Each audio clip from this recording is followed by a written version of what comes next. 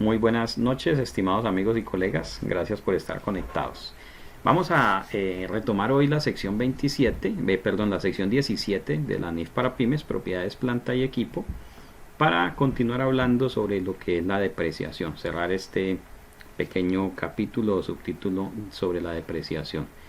Estamos en el párrafo 21, habíamos estudiado hasta el 20 la sesión anterior, y hoy vamos a hablar un poco acerca de la vida útil.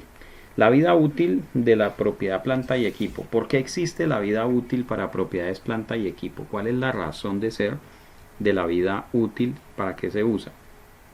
Resulta que cuando uno compra algo, un elemento, una máquina, lo que nosotros llamamos un activo, pues resulta que uno se está gastando los recursos. Uno dice, me gasté tanto dinero en un computador, me gasté tanto dinero en una máquina, me gasté tanto dinero en un vehículo, ok, gastamos el dinero, pero ese gasto de dinero no necesariamente se convierte en un gasto en el estado de resultados. La norma permite en ciertos casos que ciertos elementos que se adquieren y cumplan las condiciones para hacer propiedades, planta y equipo no se lleven inmediatamente al estado de resultados, sino que se capitalizan al activo y se van llevando al estado de resultados en varios periodos. ¿Ok?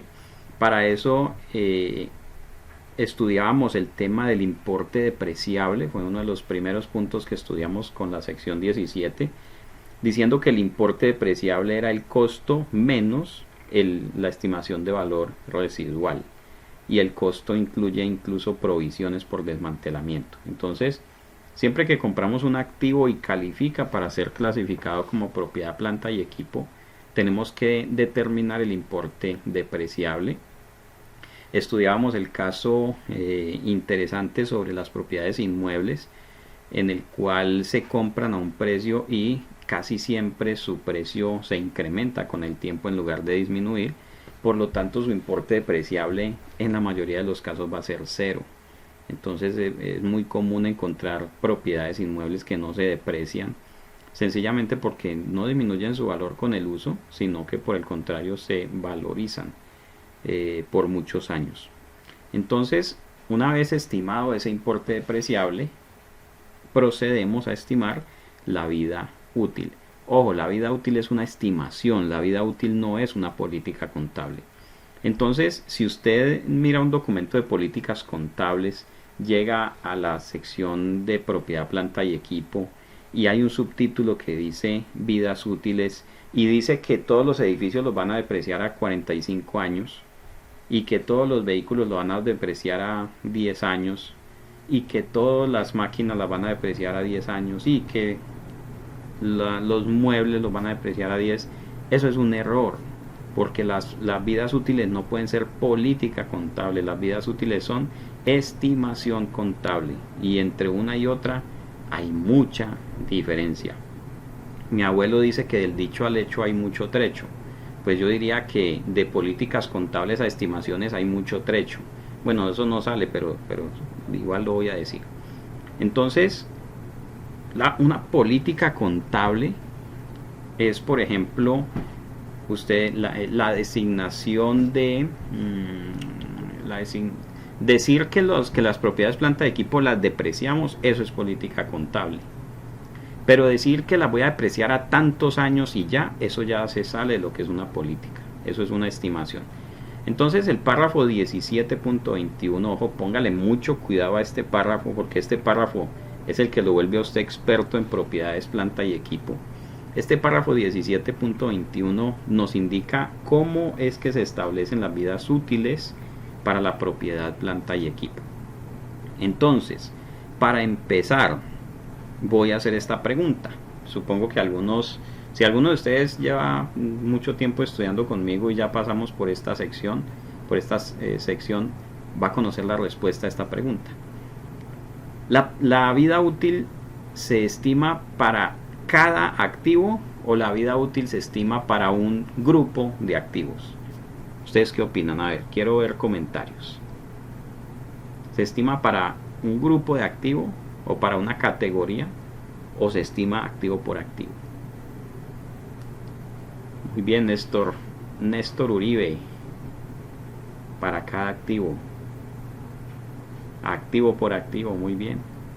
¿Y por qué? Si alguna vez les preguntan ¿y por qué? No vaya a decir, ay, es que el profe Maya dijo. Esa respuesta no le sirve.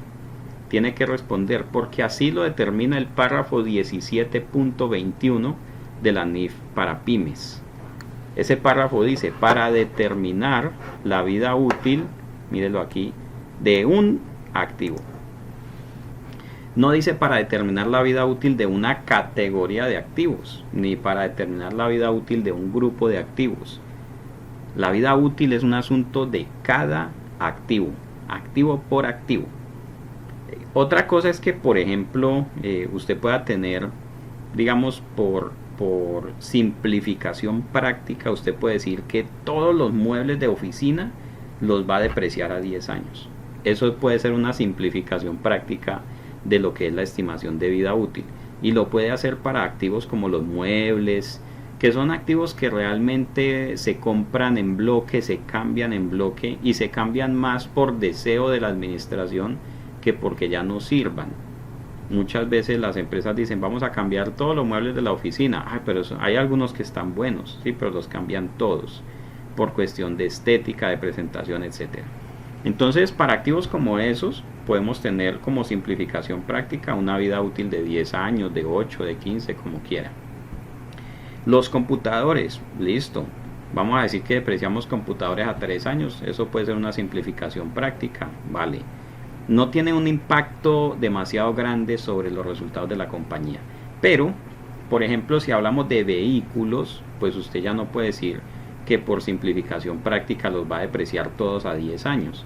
Porque los vehículos tienen, digamos, unas características muy distintas a lo que son los muebles de la oficina. Empezando porque los vehículos tienen un valor mucho más importante que un mueble de oficina. Ok, lo que vale un solo vehículo puede ser el valor de todos los muebles que usted tenga en la oficina. Entonces, el impacto que tiene un vehículo sobre los resultados de una compañía son mucho más grandes, importantes, relevantes, significativos que el impacto que pueda tener un mueble de oficina, una silla, un escritorio, una división modular, etcétera.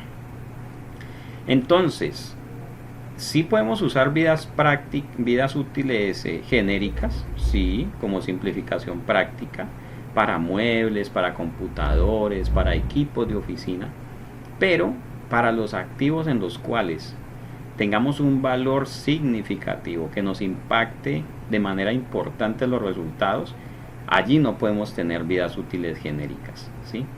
Y esto que acabo de decir lo digo con base en el párrafo que ustedes ya conocen. ¿Cuál es ese párrafo que ustedes ya conocen, amigos? Un párrafo que dice, si la norma dice algo, debes cumplirlo, a menos que cumplirlo no tenga un efecto significativo sobre los estados financieros. Hay un párrafo que habla de eso. ¿Quién se acuerda cuál es? ¿Alguien se acuerda, mejor dicho? Que dice, si esta norma da una indicación sobre algún asunto, la entidad cumplirá con esta norma, a menos que su cumplimiento no genere impacto significativo sobre los estados financieros. A ver si recuerdan, ese no lo pueden olvidar. Y si no se acuerda, saque la foto de su ser querido. Ahí está, vea, párrafo 10.3, lo acaba de mencionar el amigo Agustín Becerra.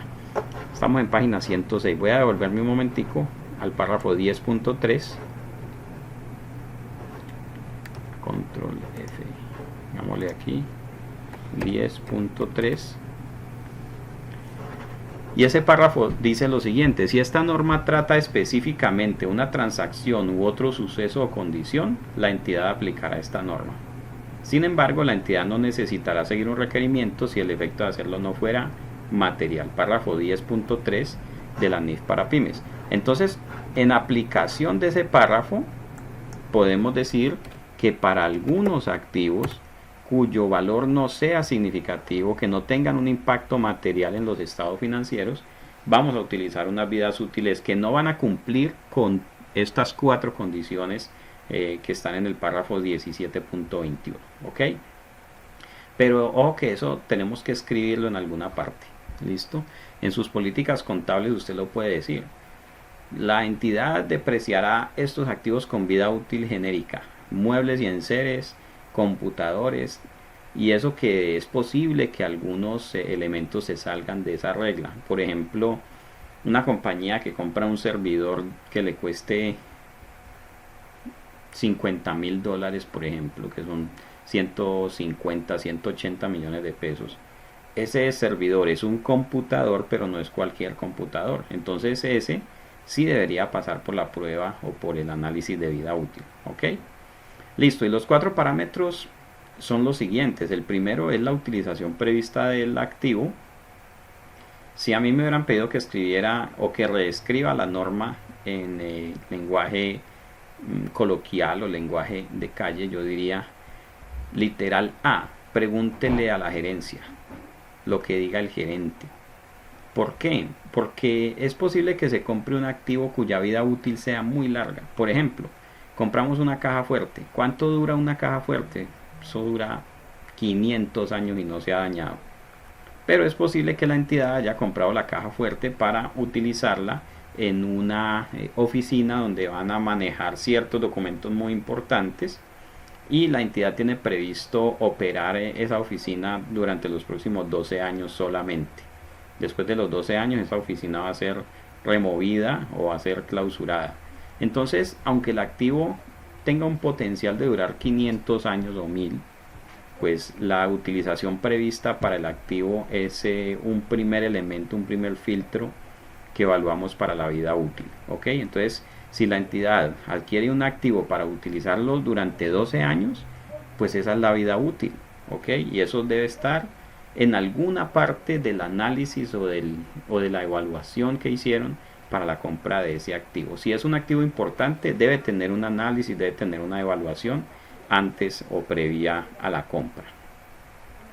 El hecho de que yo use una vida útil corta no quiere decir que vaya a depreciar el activo totalmente. Recuerde que para eso existe lo que se llama el valor residual del activo. Si usted compra un activo con potencial de servicio, digamos un potencial de servicio de 500 años, ¿sí? Una caja fuerte, no seamos tan exagerados, pues pongámosle 50 años. Pero usted dice, no, ese activo yo solamente lo voy a utilizar por los siguientes 12 años. Después de eso ya no me sirve o no lo necesito. Entonces la vida útil del activo es corta, 12 años, pero es posible que a los 12 años el activo todavía tenga un valor importante y se pueda vender. Entonces por eso incluimos el valor residual en la estimación para poder calcular la depreciación. ¿Listo? Entonces el literal A es pregúntele a la gerencia, señor gerente, ¿para qué van a utilizar ese activo y por cuánto tiempo? Si es un activo importante, esa respuesta las va a encontrar. El segundo elemento que tenemos en cuenta es el desgaste físico esperado. Aquí hay una pregunta muy importante de Arturo Quintero Campo. Arturo dice, oye, profe, ¿es obligatorio establecer un valor residual para cada activo? Mira, la norma me dice que debo estimar el valor residual, pero el valor residual puede ser 0, pero tengo que hacer la evaluación. No necesariamente tengo que poner un valor, ¿sí? De hecho, si supongamos que ustedes compran un módulo de activos fijos y eso costó mucho dinero y entonces les toca usarlo, y el módulo dice que usted tiene que poner un valor en valor residual, pues si usted hace la evaluación y el valor residual es 0, pues póngale 0 y ya, sigue. Entonces sí es obligatorio evaluarlo, pero no es obligatorio que tenga un valor residual, porque puede ser 0, ¿listo? O puede ser muy incierto. Por ejemplo, en los vehículos, el valor residual de los vehículos hoy en día se ha vuelto muy incierto. Los carros de antes eran muy finos, muy buenos, eso eran una belleza. Mi papá tenía un Renault 4 y una vez lo reparamos y nos gastamos 400,000 pesos reparando el motor de Renault 4, incluyendo la mano de obra del mecánico, la rectificada, las válvulas, pistones, ¿sí? 400,000. Hoy en día reparar un vehículo cuesta 8 millones, 10, 12 millones de pesos. Entonces, El valor residual de los vehículos se está volviendo muy incierto. Usted compra un carro y no sabe si a los 5 años lo vaya a poder vender o no, o si salga muy chatarrudo, lo que sea. Entonces, la norma sí le dice usted debe considerar el valor residual, pero puede ser cero. ¿Ok? Entonces, no sé si tenga alguna pregunta más, Arturo. Es posible que le llegue un auditor medio exagerado o un revisor fiscal de esos viejitos. No sé si aquí haya un revisor fiscal de los viejitos. A ver, el que le caiga el guante que se lo chante. Hay veces el revisor fiscal viejito, ¿sí? Se pone cansón y dice, es que en las NIF hay que tener valor residual. ¿Quién dijo? Puede ser cero. Usted, por ejemplo, un computador, usted compra un computador, lo deprecia 3 años y dentro de 3 años, ¿cuánto le dan por él? Casi nada. Si le dan algo son 100.000 pesos o 200.000 pesos. Entonces es muy poquito para ponerme a enredarme con ese cálculo. José David dice, al interior de las empresas, ¿dónde se indican e informan las vidas útiles de los activos? Bueno, yo lo que recomiendo es que los activos tengan unas carpetas que sean sus hojas de vida, la hoja de vida del activo. Y obviamente esto va a ser para los activos importantes, porque si usted lo que compra son muebles de oficina, pues no le va a abrir una hoja de vida a una tabla, a una división modular o a unas gavetas o a una silla. La hoja de vida para activos importantes, y allí debe estar la estimación de la vida útil, ¿ok? Y cualquier cambio, porque la vida útil puede cambiar en periodos posteriores.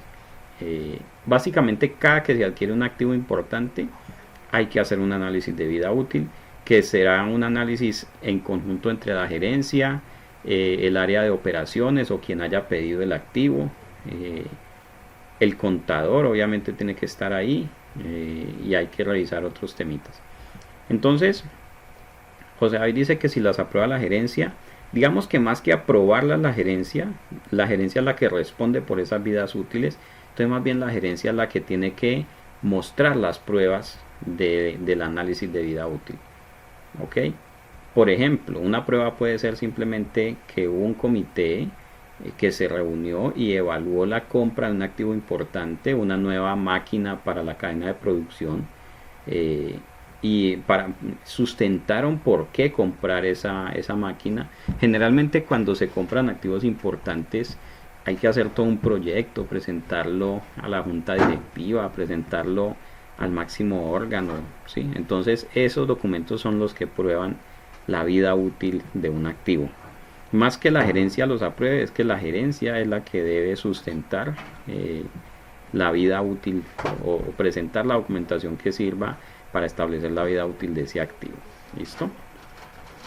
Bueno, el segundo punto a evaluar para la vida útil de un activo es el desgaste físico esperado. Pues es innegable que los activos se desgastan con el uso. Los únicos activos o los únicos elementos que no se gastan con el uso son, vea, el cerebro y los músculos. Estos no se desgastan con el uso, antes se vuelven más fuertes. Entonces las máquinas, los activos que compramos con el uso se van a ir desgastando, eso no va a durar toda la eternidad. Entonces alguien dentro de la compañía generalmente conoce sobre el activo que se está adquiriendo, su duración de acuerdo con el uso que se le dé en la compañía. Obviamente a más uso pues más desgaste. ¿Listo? Entonces alguien dentro de la compañía, como por ejemplo el director de operaciones o el jefe de producción, alguien debe saber sobre el uso o el desgaste que va a tener ese activo, y entonces hará un informe sobre eso y dice, según los análisis que acabo de hacer o los que me acabo de inventar, según tales y tales análisis y el uso esperado del activo y tal, este activo se espera que se pueda usar durante 23 años, 10 días, 10 meses y 5 días. Ok, ahí está el análisis. Tercer punto, hay otra preguntita, Arturo, que la responderé ahorita cuando terminemos estos 4 puntos. Hasta ahora llevamos la utilización prevista por la gerencia, que básicamente es preguntarle al gerente, oye, ¿cuánto tiempo esperan utilizar ese activo y por qué? Y obviamente ese tiempo tiene que ser razonable. No, pues es que compramos una máquina y espero poderla utilizar 800 años. empezando que dentro de 800 años ni usted va a estar aquí, ni sus hijos, ni sus nietos. Entonces la gerencia debe tener claro, bueno, eso se compró con la expectativa de poder usar tantos años. Segundo, el desgaste físico esperado. Generalmente el jefe de producción, un jefe de área, alguien que haya solicitado el activo, pues debe saber sobre la duración del activo por ese desgaste físico. Tercero, y muy importante, la obsolescencia técnica o comercial. Compramos un activo y esperamos poder utilizarlo 7 años porque dentro de 7 años lo más seguro es que ya haya uno mejor, entonces lo cambiemos. Ok, puede estar bueno, sí, pero ya no se usa. Obsolescencia comercial se refiere, por ejemplo, a que el activo se utiliza para fabricar cierto producto y la expectativa de comercialización de ese producto no supera los 5 años. Bueno, entonces 5 años es la vida útil del activo que se usa para fabricar ese producto. Se espera que a los 5 años ya ese producto no se fabricará más, por lo tanto el activo ya no va a servir. Ok. Y el cuarto punto son los límites legales o restricciones similares sobre el uso del activo. Por ejemplo, ciertos activos que se utilizan para fabricar medicamentos, entonces solamente pueden ser utilizados para fabricar una cantidad limitada de medicamentos o para ser utilizados durante un tiempo determinado. Por ejemplo, 3 años y a los 3 años hay que destruirlos. Entonces, así estén buenos, por ley solo los puede utilizar 3 años y destruirlos. Ok, entonces así será. Entonces, fíjese lo interesante. La vida útil de un activo no es lo que me diga una hoja de papel. La vida útil del activo es el resultado de la comparación de estas 4 variables y voy a escoger la más corta entre la utilización esperada por la gerencia, el desgaste físico, la obsolescencia y los límites legales. Entonces, esa es la razón por la cual no podemos aceptar que las políticas contables digan los vehículos se deprecian a 10 años. Eso no lo podemos aceptar. Las propiedades se deprecian a 45 años. Eso no es vida útil. Eso se usa para efectos fiscales y eso para calcular pues la limitación fiscal al gasto de depreciación. ¿Listo? Pero para estos efectos solamente puedo tener vidas útiles genéricas para ciertos activos que no tengan un valor significativo. Bueno, Arturo pregunta, ¿y cuál es el procedimiento cuando el activo está totalmente depreciado pero sigue funcionando por muchos años más? Bueno, ahí hay varias situaciones que pueden ocurrir. Primera, que la vida útil que sea un activo reciente, ¿no? Que sea un activo reciente, le pusimos una vida útil corta, por ejemplo de 5 años, se depreció pero sigue estando bueno. Por ejemplo, un vehículo lo compramos, le pusieron vida útil de 5 años y a los 5 años está totalmente depreciado pero está enterito, está muy bueno. Entonces, esa es la primera. La segunda, que sea un activo muy viejo. Usted puede encontrar activos en su oficina, en su bodega, en su empresa, activos que tienen 30 años ahí operando. No, es que esta es una maquinita para hacer, no sé, perforaciones aquí. Ella perfora y perfora y perfora y lleva en eso 40 años. Bueno, puede ser un activo muy viejo. Entonces, allí lo que hay que evaluar es, Arturo y demás compañeros, el impacto que ese activo y que el costo de ese activo pueda tener en los estados financieros. ¿Por qué? Si usted llegó al final de la vida útil y le pusieron valor residual 0 y el activo está totalmente depreciado, pero todavía está enterito, entonces allí lo que ocurrió fue que se pudo haber cometido un error en la estimación de la vida útil o en no poner el valor residual. Y eso es crítico. Por ejemplo, un caso crítico allí son las edificaciones. Imagínense las empresas que depreciaban edificaciones a 20 años, edificaciones que costaban 1.000 o 2.000 millones de pesos, y las deprecian a 20 años y llegan a 0, y el edificio está ahí enterito y ahora vale 10 veces lo que costó al inicio. Entonces, eso es un error al escoger el método de depreciación, es un error al estimar la vida útil, y es un error no ponerle valor residual. Entonces, para activos que tengan un valor significativo, eso hay que volverlo a estimar y generará una reexpresión en los estados financieros. Ahora, si usted me dice, profe, es que el activo del que le estoy hablando es este mouse. Este mouse lo compré, lo depreciamos a 3 años y véalo, ahí está buenecito, lleva 4 años trabajando y sigue bueno. Yo diría que ese mouse ni siquiera debió haber sido activo, debería estar en el gasto desde que lo compraron. Los computadores, compramos computadores, se depreciaron a 3 años y a los 3 años están buenecitos y se siguen usando. Bueno, en ese caso los computadores, el valor, el costo de esos computadores no tiene un efecto significativo en los estados financieros. Ya afectaron esos 3 años los estados financieros y ya quedaron totalmente depreciados.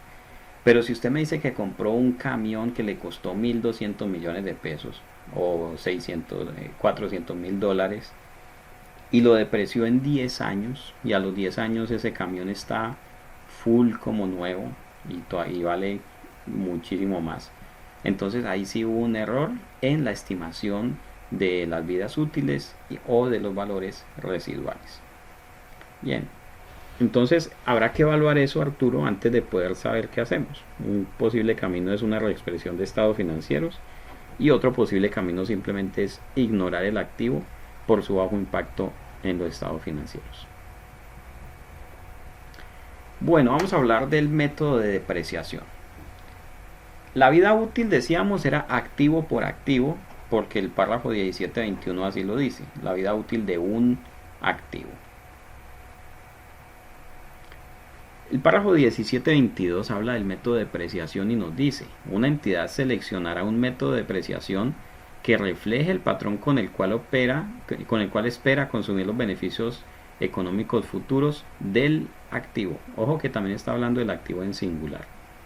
Los métodos posibles de depreciación incluyen el método lineal, el método de depreciación decreciente y los métodos basados en el uso, por ejemplo el método de las unidades de producción. Aquí dice que pueden haber cambios. Si existe alguna indicación de que se ha producido un cambio significativo desde la última fecha sobre la que se informa en el patrón con el arreglo al cual una entidad espera consumir los beneficios económicos futuros de un activo,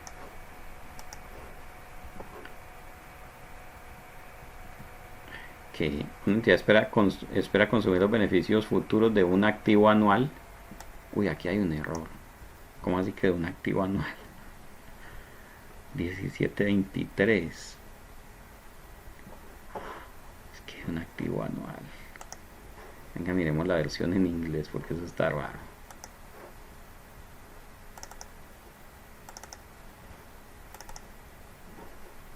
De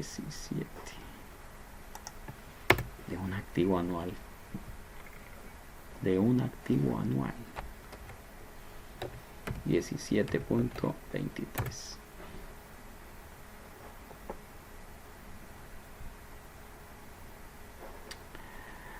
If there is an indication that there has been a significant change in the last annual reporting date in the pattern by which an entity expects to consume and assess future economic benefits, ahí,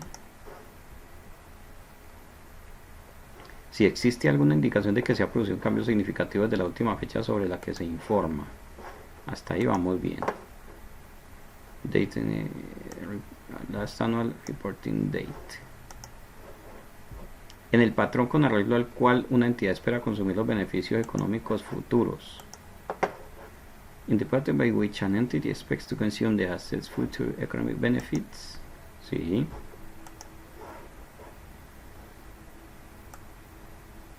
Esto está sobrando. De un activo anual. The entity shall review its present depreciation method and, if current expectations differ, change the depreciation method to reflect the new pattern. Tienen hasta ahí. Dicha entidad revisará su método de depreciación presente y si esto está sobrando, amigos. Esta palabra anual.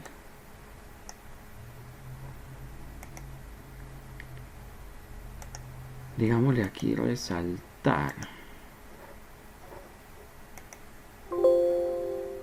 Color. Vamos a ver moradito. esto, no, muy feo. Listo, ahí les pido perdón en nombre del IASB, pero hay un error en la traducción. Esto aquí no lleva la palabra anual. Entonces volvamos aquí. Si existe alguna indicación de que se ha producido un cambio significativo desde la última fecha sobre la que se informa, en el patrón con arreglo al cual una entidad espera consumir los beneficios económicos futuros de un activo, dicha entidad revisará su método de depreciación presente y si las expectativas actuales son diferentes, cambiará dicho método de depreciación para reflejar el nuevo patrón. La entidad contabilizará este cambio como un cambio de estimación contable de acuerdo con la sección 10. Entonces, miren lo interesante sobre el método de depreciación. El método de depreciación también es activo por activo. Lo que pasa es que generalmente usted va a elegir el mismo método de depreciación para todos los activos de una misma categoría, pero no porque sea obligatorio, ¿sí? Es decir, usted puede decir, tengo 10 carros, de esos 10 carros, 9 los voy a depreciar por línea recta a 20 años y sin valor residual, y uno lo voy a depreciar por las millas recorridas. De pronto sea un carro que va a recorrer muy pocas millas, kilómetros más bien, perdónenme, estamos en Estados Unidos y ya me toca cambiar el vocabulario aquí. Puede ser un vehículo que va a recorrer muy pocos kilómetros y entonces la entidad puede decidir que ese vehículo lo va a depreciar de acuerdo con el uso y no por línea recta, ¿sí?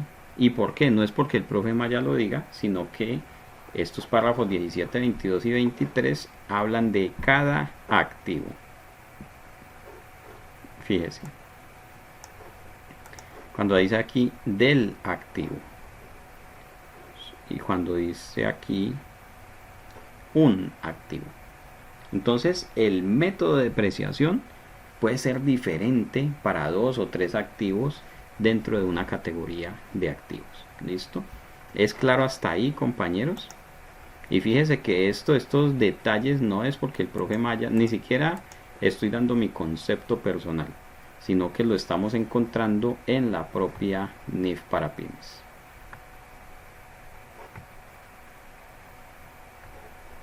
Voy a ponerlo un poquito más grande, yo creo que aquí nos da para eso. Perfecto.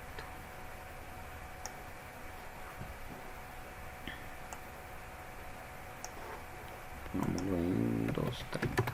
Eso sí. Ok. ¿Alguna pregunta sobre este tema del método de depreciación?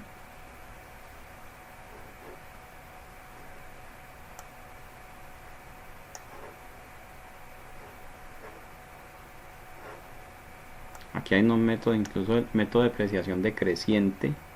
Esos métodos casi no se utilizan, ¿sí? No sé si alguno de ustedes lo haya llegado a utilizar, pero son métodos muy interesantes. Por ejemplo, para depreciar vehículos, a mí me gusta mucho este método porque inicia con una depreciación altísima los primeros años y luego con una depreciación más pequeña los años siguientes.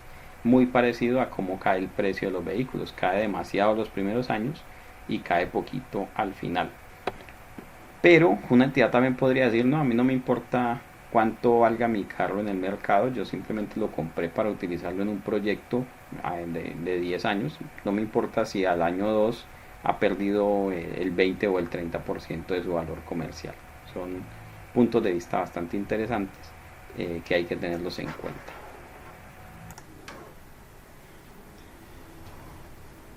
Bueno, el deterioro del valor de los activos es un tema muy interesante, nuevo para nosotros en Colombia, aunque existía en el decreto 2649 del 93. Y básicamente el deterioro del valor me indica que el activo ya no es capaz de generar los recursos suficientes como para recuperar su propio valor en libros.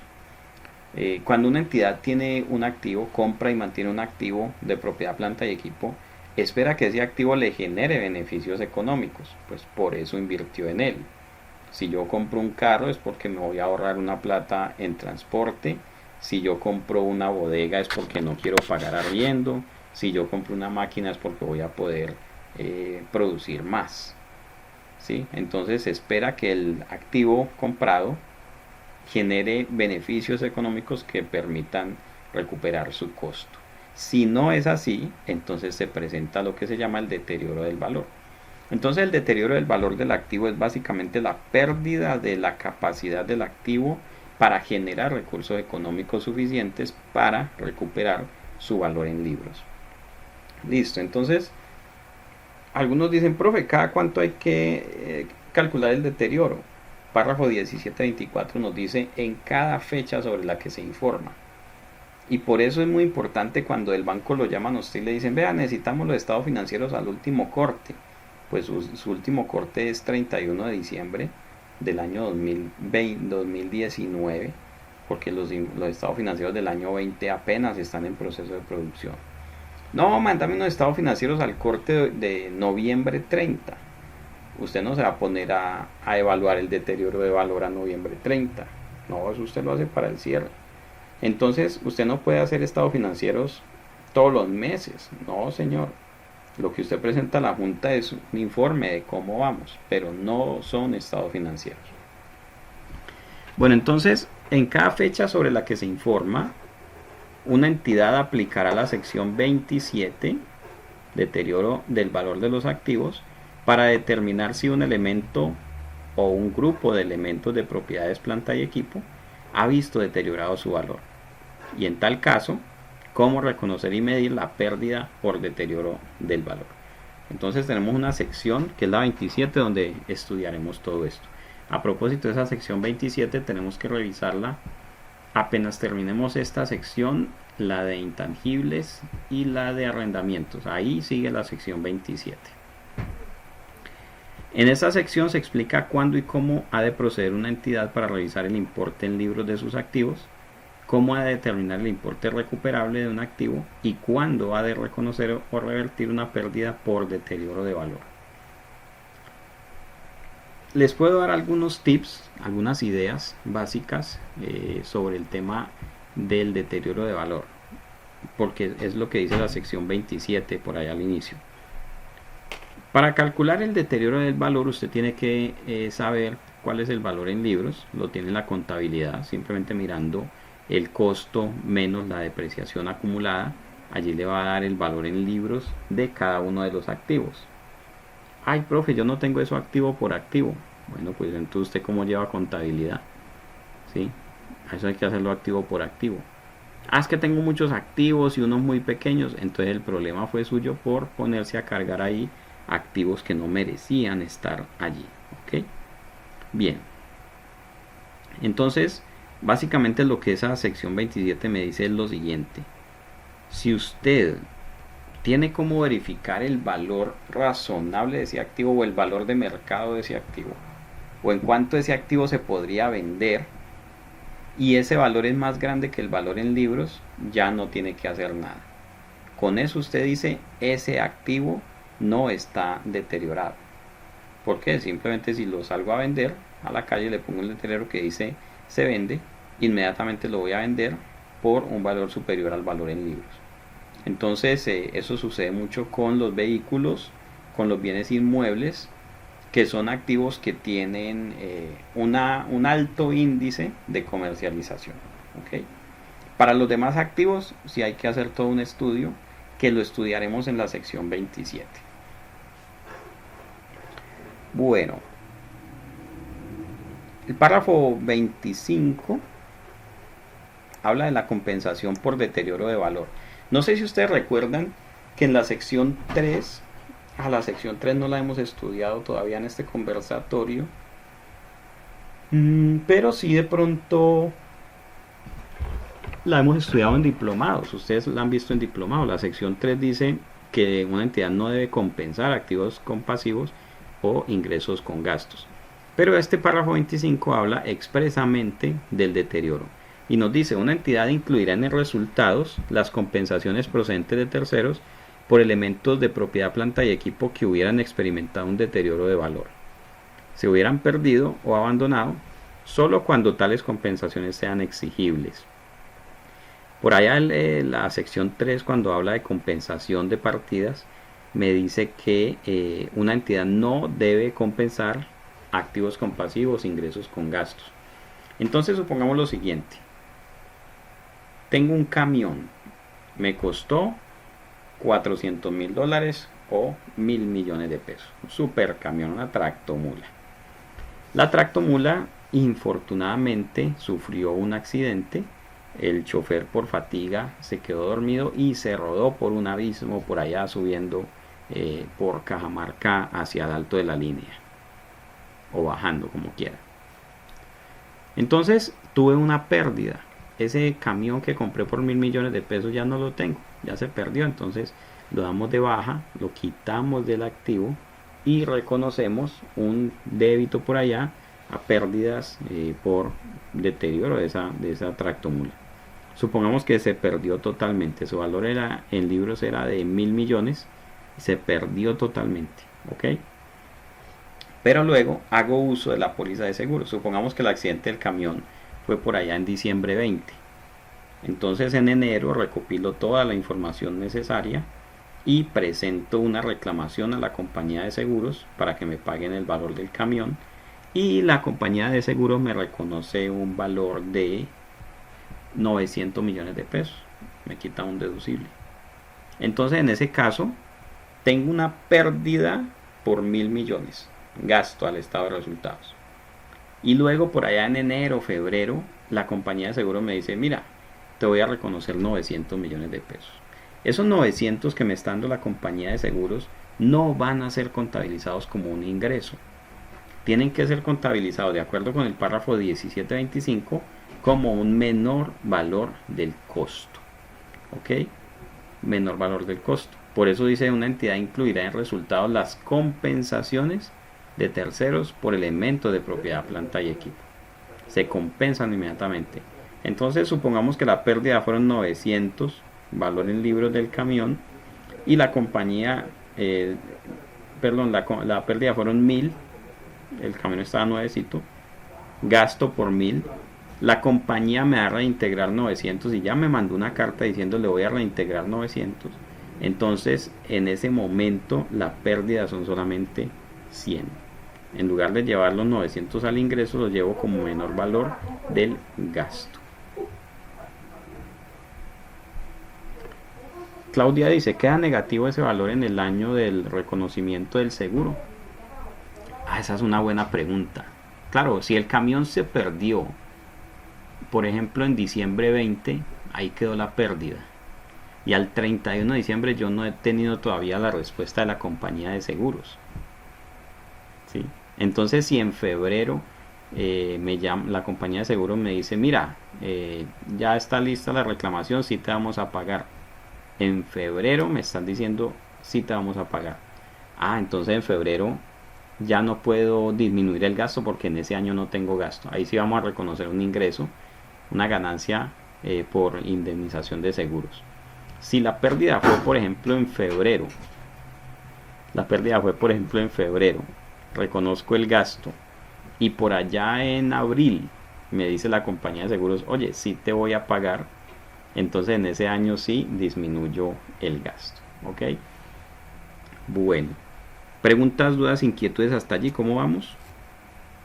Ya me trajeron mandarinas. Aquí las mandarinas son así todas chic, todas fifi. Néstor está escribiendo, vamos a ver qué nos dice Néstor. Ahora es posible, por ejemplo, que alguien diga, no, ¿sabe qué? Yo quiero contabilizar los gastos en una cuenta que empiece por el 5. Quiero ver 1.000 millones en una cuenta que empiece por el 5. Y luego la recuperación por la póliza de seguro la quiero ver en una cuenta que empiece por el número 4. Hágale bien pueda. Cuando haga el estado de resultados, entonces compense y muestre la diferencia por 100, aunque la tenga en cuentas separadas. Pero sí, digamos, no recomendaría que quedara el gasto con saldo crédito solamente por temas de presentación o por temas de posible auditoría. Sería una partida por explicar ¿sí? Y posiblemente difícil de explicar.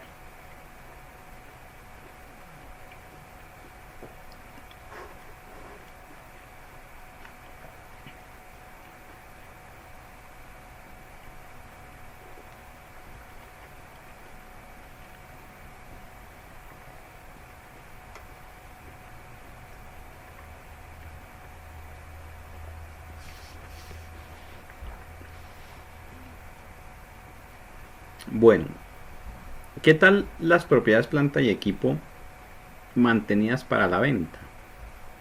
En NIF Plenas existe una norma especial para propiedad, planta y equipo, se llama para activo no corriente mantenido para la venta.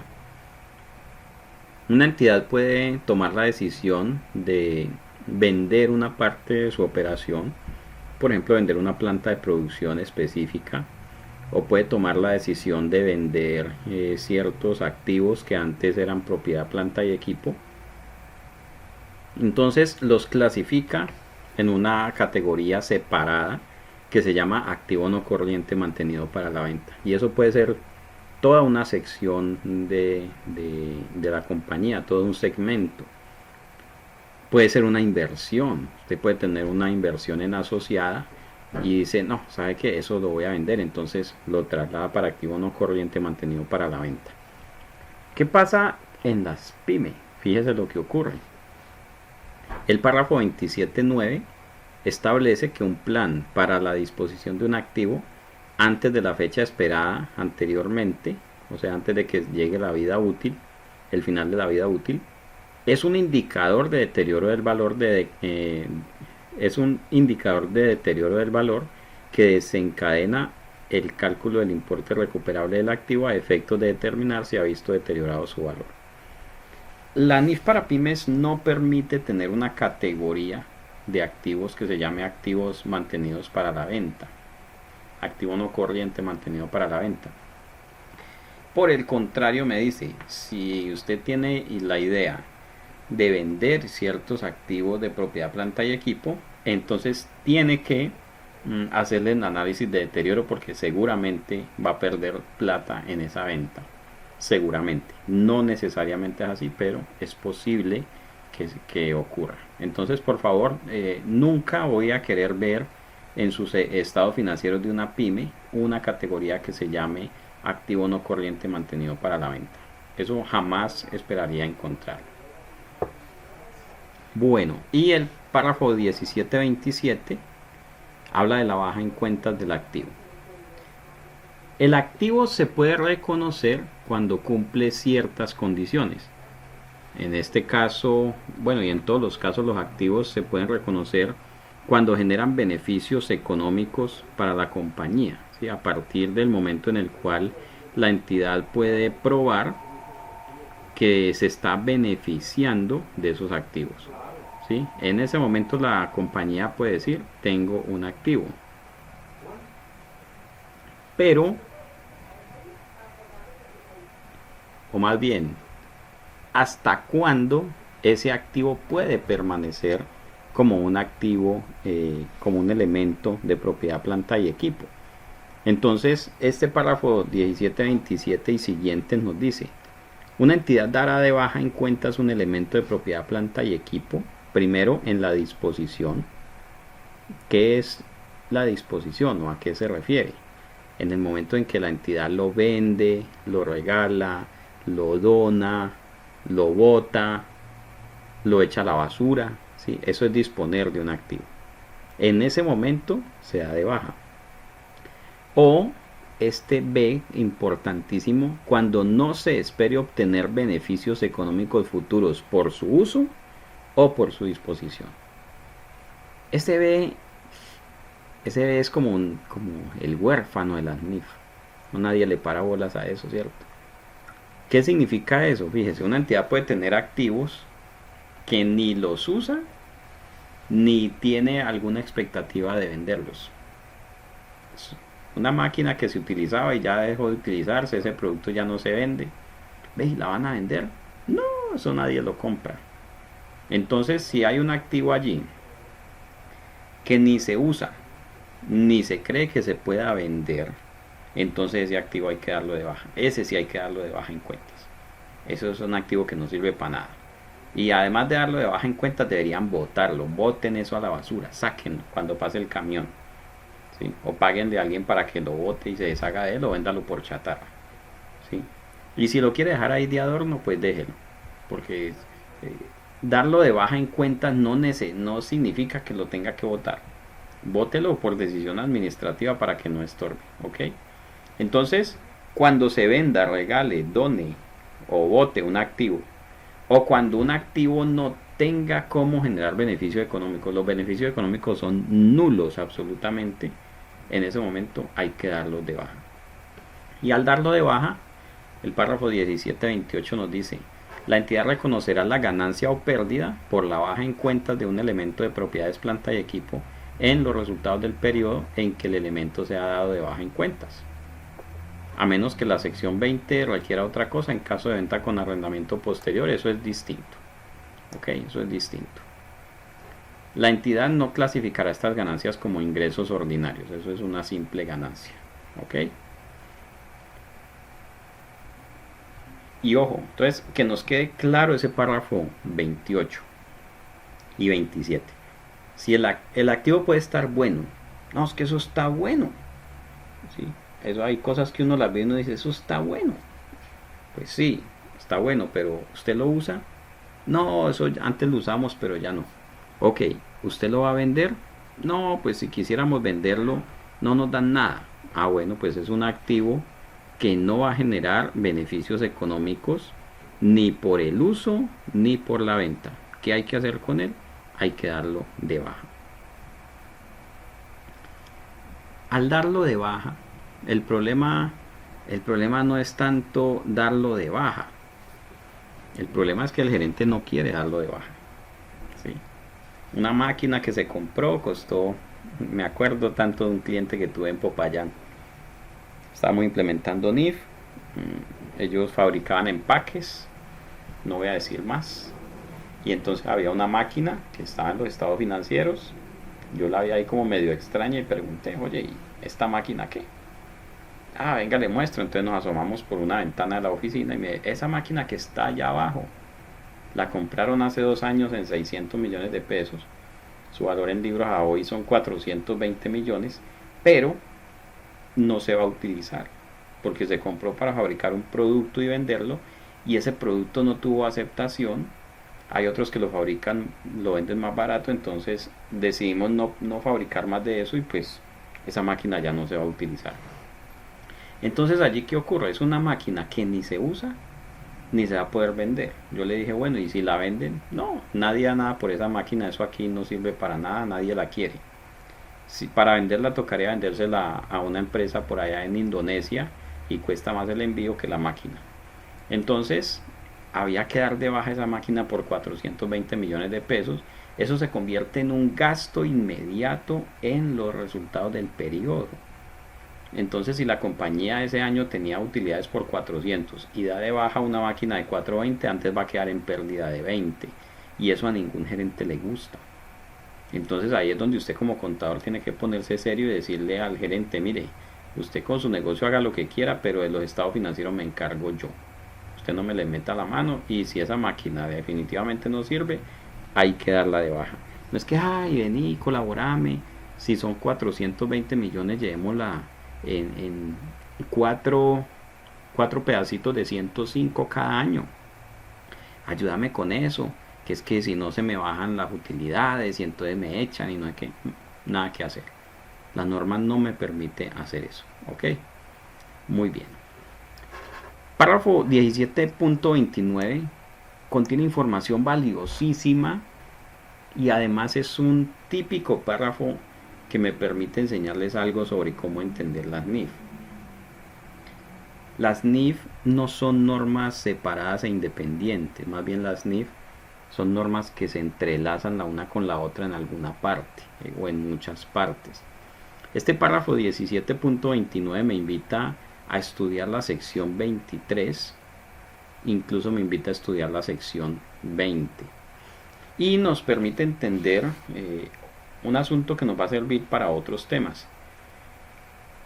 como por ejemplo para el tema de inventarios, aunque inventario ya lo estudiamos,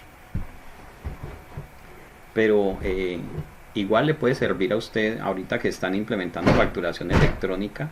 Es muy importante estudiar esto que les voy a decir a continuación. ¿Cuándo reconocer la venta de una propiedad, planta y equipo? Y además usted puede pararse al otro lado y decir cuándo reconocer la compra de una propiedad, planta y equipo.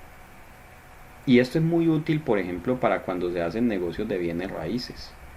Allá en Colombia, donde están la mayoría de ustedes, cuando se compra o vende un bien raíz, una bodega, oficina, un lote, entonces se firma una escritura de compra-venta.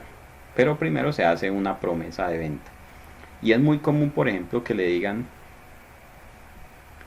le hago la escritura cuando me acabe de pagar. Eso es muy común. Me guardo la propiedad, el derecho de propiedad hasta que me acabe de pagar. Pero le entregan la bodega, le entregan la oficina. O usted puede ser el que está vendiendo. Usted dice, le vendo la bodega, pero le firmo la escritura cuando me acabe de pagar. Usted va a seguir siendo el dueño legal de la bodega, pero ya la entregó al tercero que se la compró. Y mire, les voy a contar un caso de lo que ocurre aquí en los Estados Unidos, por ejemplo, con los vehículos. Voy a preguntar si con los inmuebles es igual. ¿Sí? Es más, voy a preguntar de una vez. Permítame, vamos a pausar aquí un momentico el video.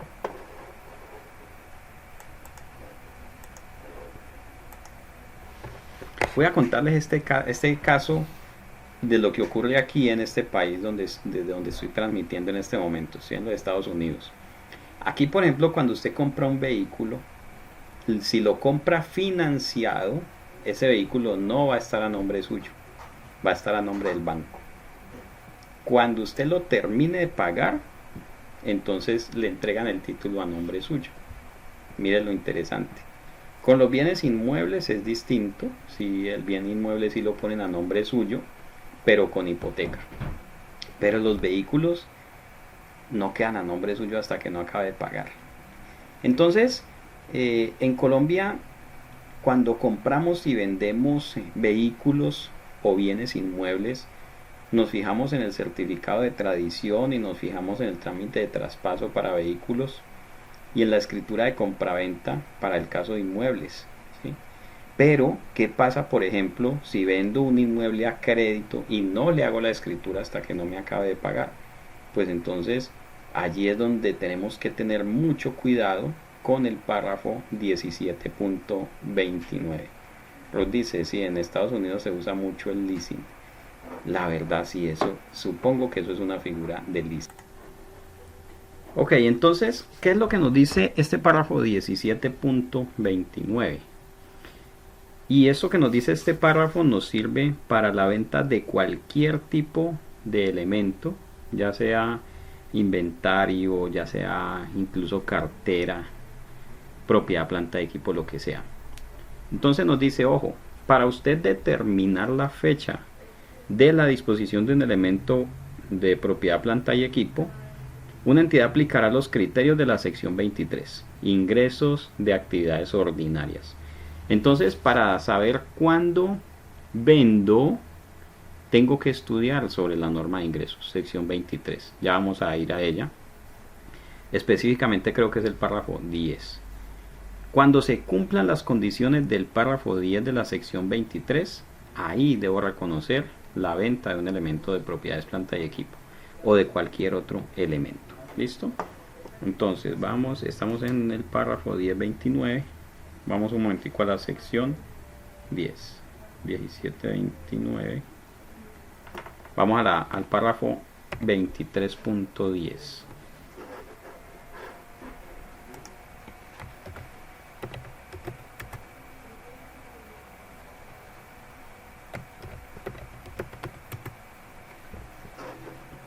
Aquí. Bueno, ¿qué nos dice ese párrafo? Una entidad reconocerá ingresos de actividades ordinarias, pero recuerde, esto es aplicable a la venta de propiedad, planta y equipo, de inventario, de cartera, de un intangible, lo que sea. ¿Ok? Una entidad reconocerá ingresos de actividades ordinarias procedentes de la venta de bienes cuando se satisfagan todas y cada una de las siguientes condiciones. No puede faltar ninguna. Primero,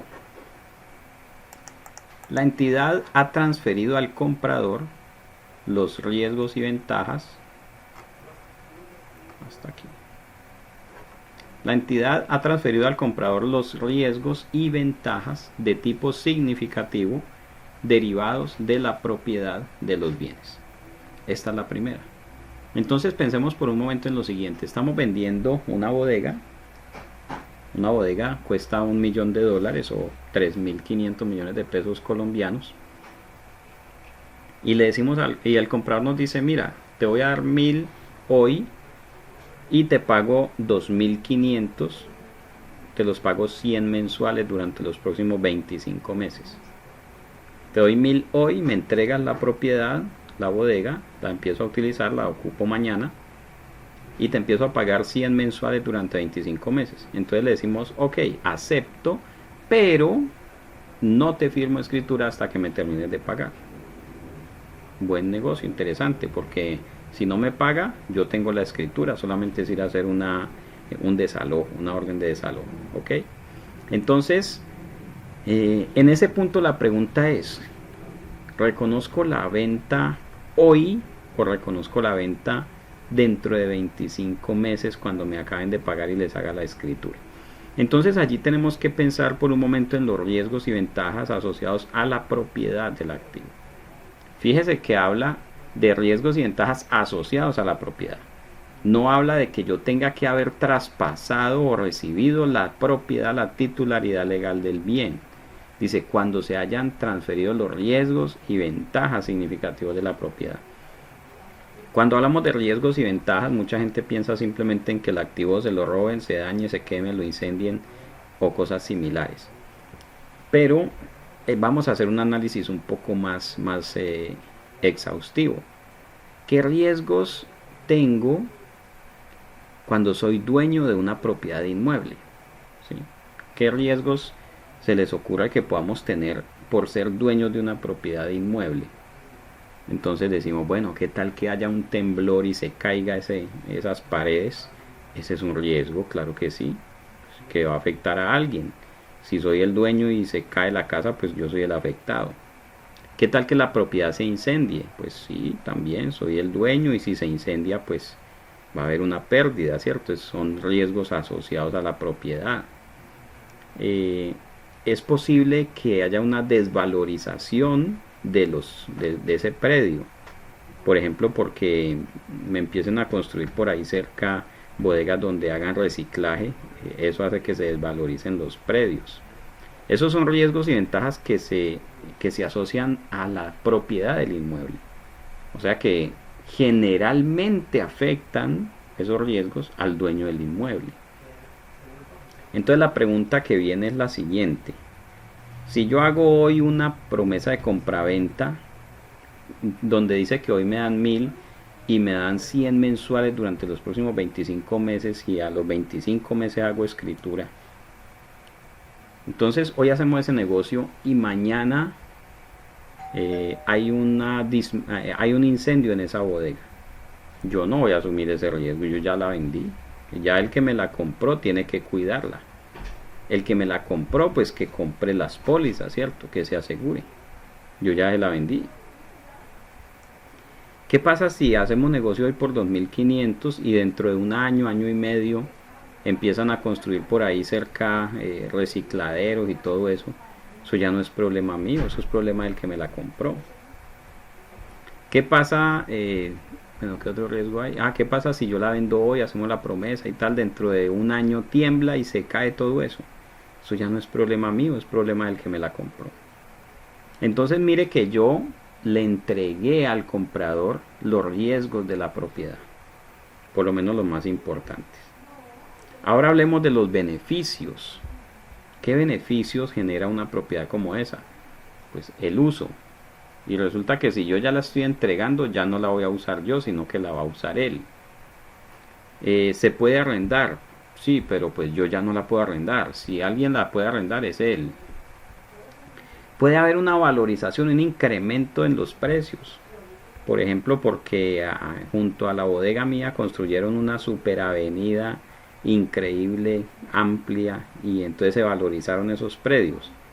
Pero ya esa valorización ya no me sirve a mí, sino al que me la compró. Entonces mire que allí también le estoy cediendo a ese que me compró las ventajas de la propiedad, aunque no le haya hecho escritura pública.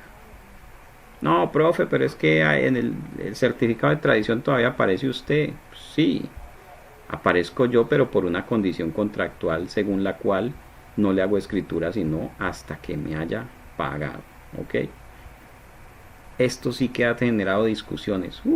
Y más con los revisores fiscales viejitos, tercos, ¿sí? Aferrados a la norma fiscal. Yo sé que para efectos fiscales el artículo 27 del Estatuto Tributario, en uno de sus incisos, dice que para efectos de negocios con inmuebles tendrán efectos fiscales en la fecha de la escritura.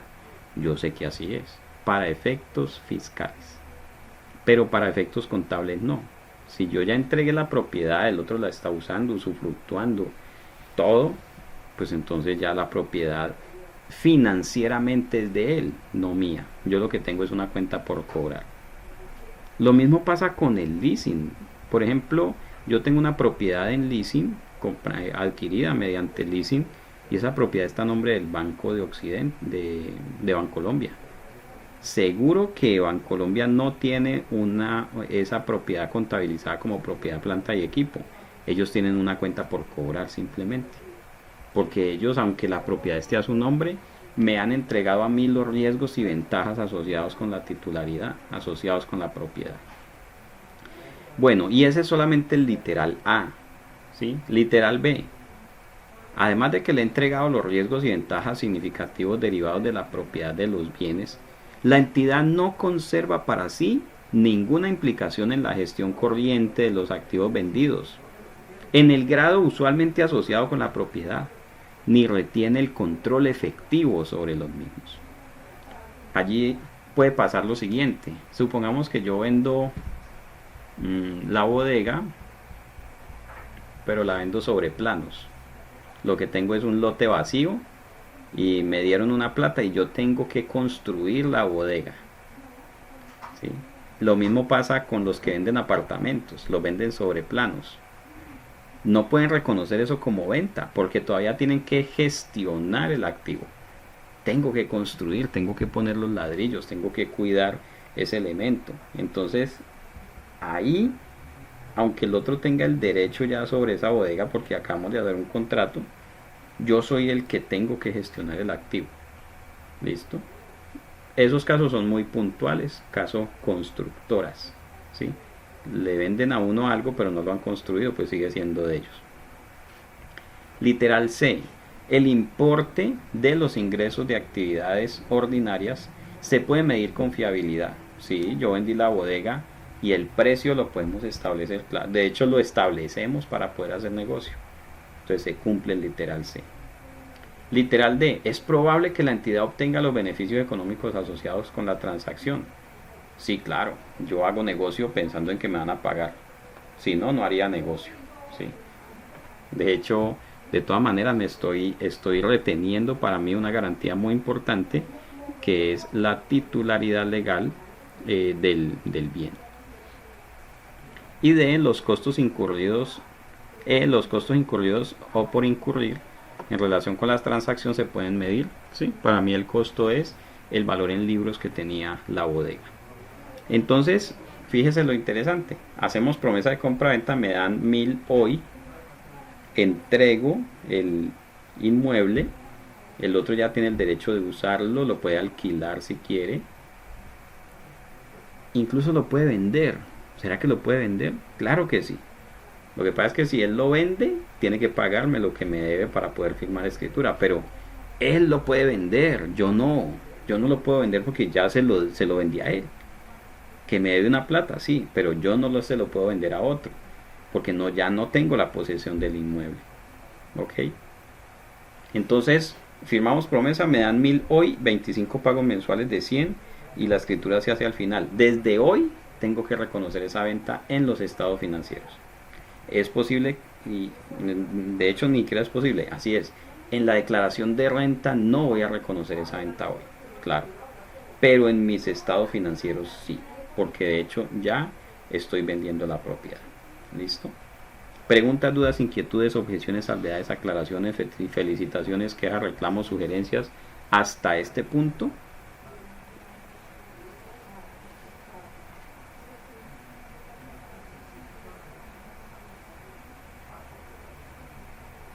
A ver qué me escriben por aquí.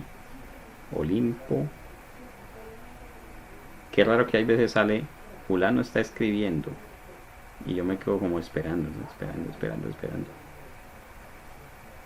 Y nunca le dieron enter. Ok. Muy bien. Lo mismo pasa con los vehículos. Recuerde que este párrafo 2310 se aplica para la venta de cualquier elemento y para la compra también. ¿Ok? Si usted es el comprador de la bodega, usted dio un abono y va a pagar mensual 100 y la escritura se la hacen al final. Ojo, si usted ya tiene el uso y el usufructo, usted ya reconoce el activo en sus estados financieros. No tiene que esperar la fecha de la escritura, aunque para efectos fiscales el asunto sea distinto. Claro, para efectos fiscales usted entrega un dinero sobre promesa de compraventa, pero no tiene todavía escritura, entonces allí tiene que reconocer una cuenta por cobrar. ¿Ok? Pero eso es para efectos fiscales, para efectos financieros no. Con un vehículo puede suceder lo mismo. Listo, te lo voy pagando y cuando te lo acabe de pagar me haces traspaso. Sí, claro, pero ya lo entregué, ya el otro es el que lo usa, lo puede alquilar, disfrutar, gozar, etcétera, etcétera. Entonces, en ese punto, el que lo compró es el que lo reconoce. Bueno, volvamos por aquí al párrafo 17.29.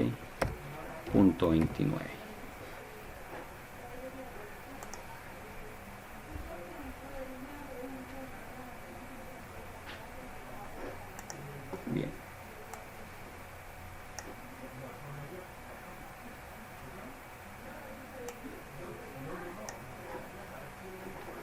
Párrafo 30. También habla de la compensación. Una entidad determinará la ganancia o pérdida procedente de la baja en cuenta de un elemento de propiedad, planta y equipo como la diferencia entre el producto neto de la disposición, si lo hubiera, y el importe en libros del elemento.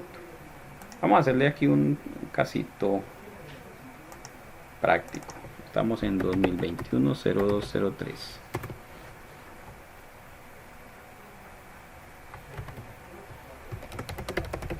Una entidad tiene un camión con un valor en libros compuesto por, supongamos que tiene un costo de 750 y digamos que tiene una depreciación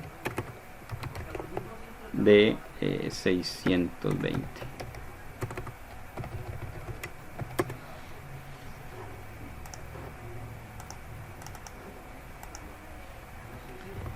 Luego, entonces, tiene un valor en libros de 750 menos 620. Ok, valor en libros 130. Lo vende por 170 millones. Paga una comisión de venta de 8 millones. Me perdonan el amigo que está en Ecuador, Jorge Ron, no sé si no está conectado hoy. Cuando veas este video, por favor me perdonas. Y si alguien ve este video en cualquier país dolarizado del mundo, estos son millones de pesos colombianos, se ve muy grande, pero no es tanto. Más o menos divídelo por 3.500 y te da el valor en dólares. Paga una comisión de venta de 8 millones y digamos que paga gastos de transporte por 3 millones. Paga gastos legales por, supongamos, 4 millones.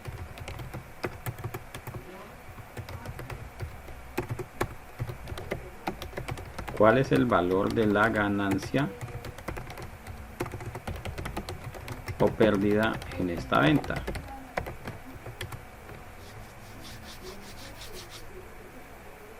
Bueno, vamos a solucionarlo. Entonces, vamos a decir aquí, valor de la venta. Vamos a vender en 170 millones.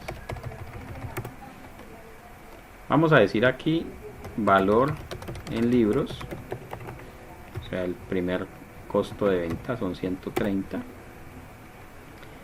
Pero la norma me dice, ojo, se determina la ganancia o pérdida como la diferencia entre el producto neto de la disposición, si lo hubiere, y el importe en libros del elemento. Bueno, vamos a hacerlo así más ajustado a lo que dice la norma. Vamos a calcular el importe neto de la venta. El importe neto es lo que me dieron por el carro, 170, menos comisión de venta de 8, menos gastos de transporte de 3, menos gastos legales de 4.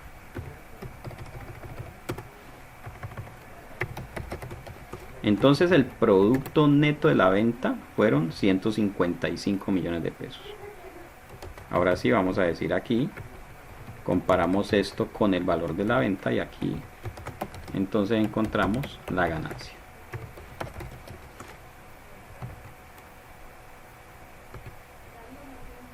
La ganancia fue 25 millones de pesos. ¿Es claro este temita?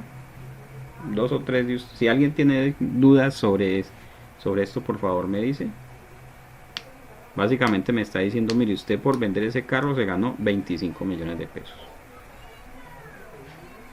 Ojo que la norma no me está diciendo que es que esto tenga que contabilizarlo en la cuenta tal, que aquello tenga que llevarlo a la cuenta pascual, que esto no sé qué. Eso, mire, a IASB no le importa eso.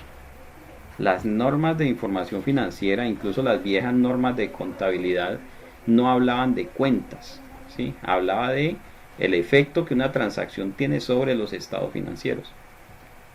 No hablaban de cómo contabilizar, entonces no se preocupe, ay, ¿será que eso lo tengo que llevar a una cuenta que empiece por el 4, a una que empiece por el 5? Ay, es que eso es de la 42, eso es de la 53, eso no importa, llévelo donde quiera.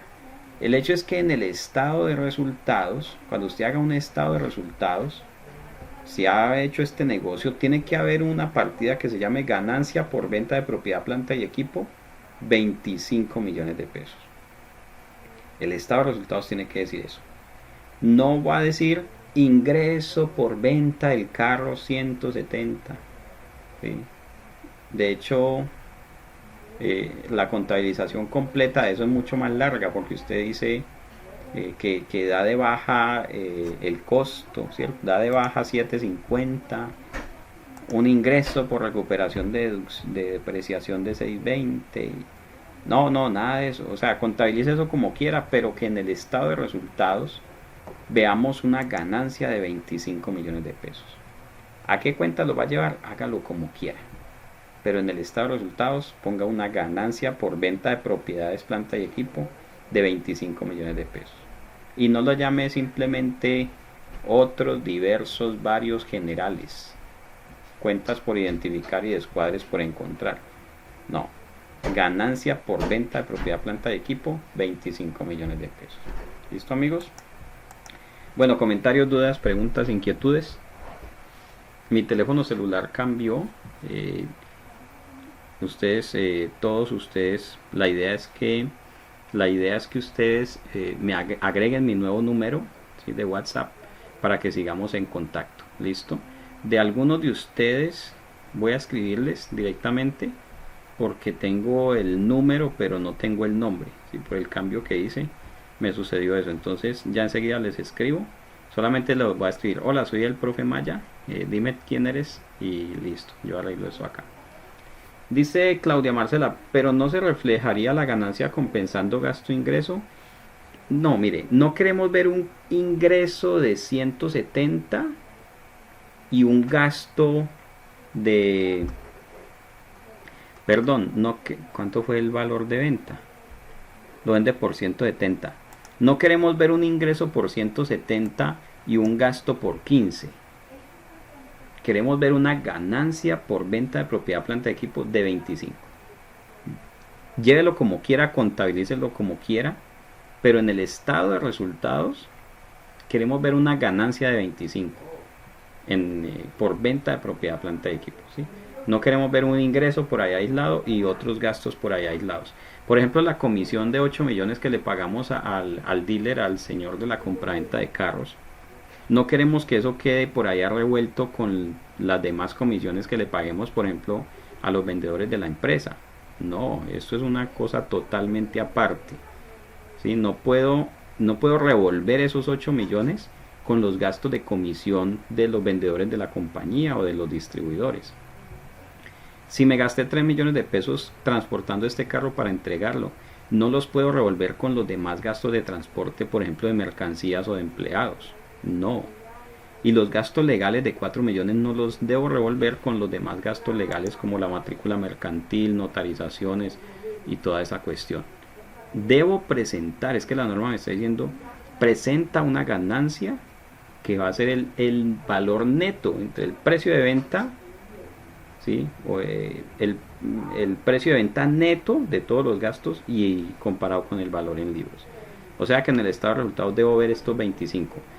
Si usted quiere, podría ser que en el estado de resultados ponga venta del carro 170, gastos por venta del carro 155, ganancia 25. Si quiere lo podría hacer así. Pero lo que no queremos es que esta comisión se revuelva con las comisiones de los vendedores y que el gasto de transporte se revuelva con otros gastos de transporte y que los gastos legales se revuelvan con otros gastos legales. Eso no debe ocurrir. ¿Ok? Bueno, mis amigos, muchísimas gracias por conectarse. Gracias por estar con el profe Maya. Seguiremos en contacto. Este año el conversatorio seguirá, más o menos vamos como hasta mayo del año. Por efectos de la pandemia tuvimos como 2 meses que no tuvimos clase por temas de fallas de internet. Entonces seguimos en contacto y tranquilos, todavía no tienen que volver a pagar. Que Dios me los bendiga. Feliz noche para todos.